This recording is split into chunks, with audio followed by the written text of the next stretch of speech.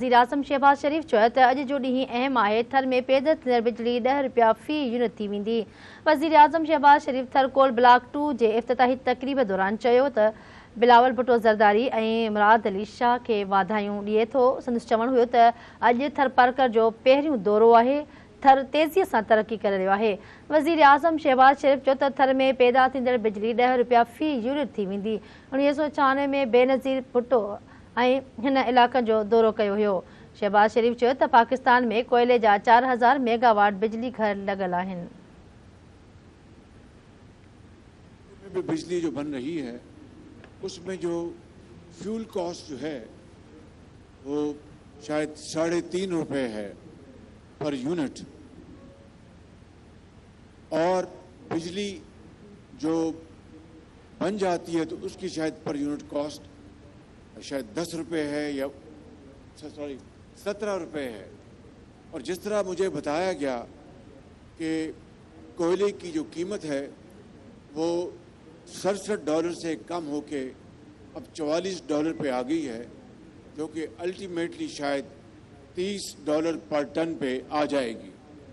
और इस तरह बिजली की कीमत यहाँ पर थर में जो पैदा होगी या थर के कोयले से पैदा होगी वो 10 रुपए यूनिट तक होगी। कि आज बिजली जो है वो 34 रुपए से स्टार्ट होकर कहीं अगर एलएनजी की प्राइस है तो वो 24 रुपए पे है, एंड सो फोर्थ।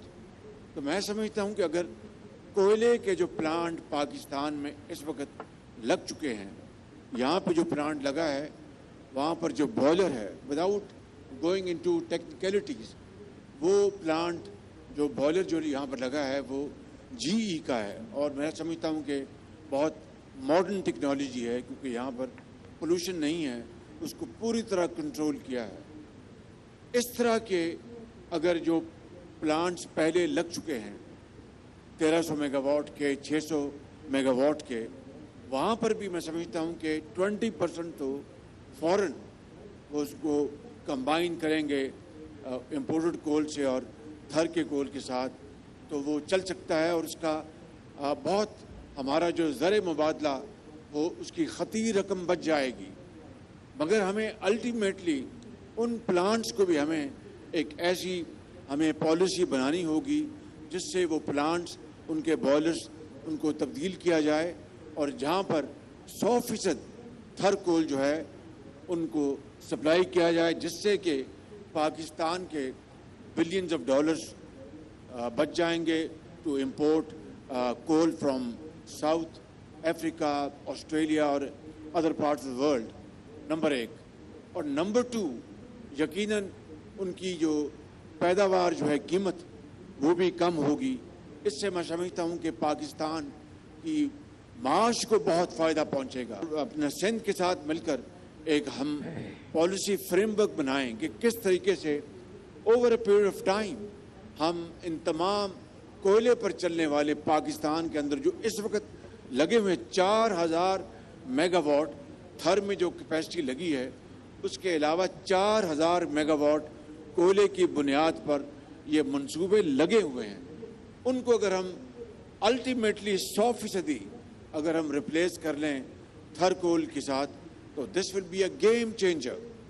और इसी तरीके से थर में जो कोयला है, ये जिस तरह बताया गया कि 175 बिलियन टन कोयला मौजूद है, और अगर जिस तरह बताया गया कि 1 लाख मेगावाट अगर आप सालाना बिजली थर कोल से पैदा करें तो 300 साल यानी असहाबे कहफ की जो मुद्दत थी उसके बराबर ही शायद इसकी ये ख़जाना आपके पास मौजूद है। और दूसरी बात, और जो बड़ी इम्पोर्टेंट है, कि इसी कोयले से आप गैसिफिकेशन कर सकते हैं। आप इस वक्त जो तेल जो है उसकी कीमतें कभी ऊपर जाती हैं कभी नीचे जाती हैं, मगर उन दी एवरेज $90 पर बैरल है। और अगर यहाँ पर अगर तेल की कीमतें इसी सतह पर रहती हैं, खुदा ना करे, अल्लाह करे वो कम हो, तो फिर हमें थर कोल को कन्वर्ट अगर करें डीजल में, लिक्विड में, तो उसको हमें बड़ी संजीदगी से इसकी स्टडी करनी चाहिए, ताकि हम अगर ये वो प्रोडक्ट्स हैं, अगर हम थर कोल से हम अगर हम बना सकें, फिर इस तरह सीमेंट प्लांट्स हैं, ब्रिक किल्स हैं और इस तरह के जो दूसरे सनतें हैं, वहाँ पर हमें पूरी तरह थर कोल को अगर हम प्रमोट करें तो पाकिस्तान का ज़र मुबादला बचेगा, पाकिस्तान की सनतें सस्ती मसनूआत बना सकेंगी और पाकिस्तान की जो मईशत जो है वो बहुत तेज़ी से आगे